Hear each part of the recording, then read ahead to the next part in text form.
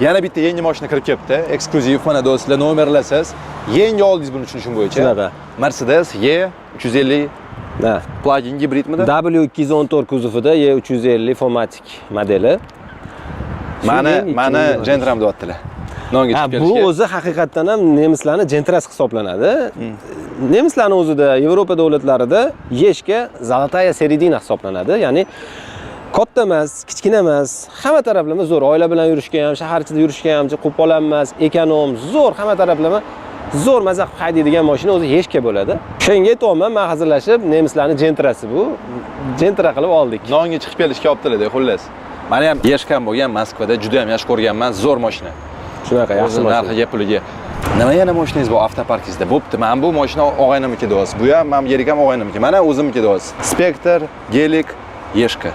Buni o'zi endi milliondan oshib chiqib ketyaptimi bu dollar почти? Endi siz shunaqa hisoblaysiz, menga arzon tushadi. Iloji boricha arzon olaman. Endi bu narsalarni ko'rsatishdan maqsad boya aytganimdek, birinchidan hammasi meniki emasligini odamlarga bildirib qo'yish, hammasi meniki deb o'ylashyapti. Mana shu yerda o'zida ikkitasi o'rtoqlarimning mashinasi. Ikkinchisi, o'sha va'da bo'lish kerak, gapirilgan narsaga iloji boricha va'daga vafo qilish kerak. Yanvarda shu 2025-yil bosh yanvarda siz bilan Porsche'da ko'rishganimizda paketatsiya qilganmiz. O'shanda sizga aytdim, niyat qildim, Spectre olishni, Rolls-Royce degan edim.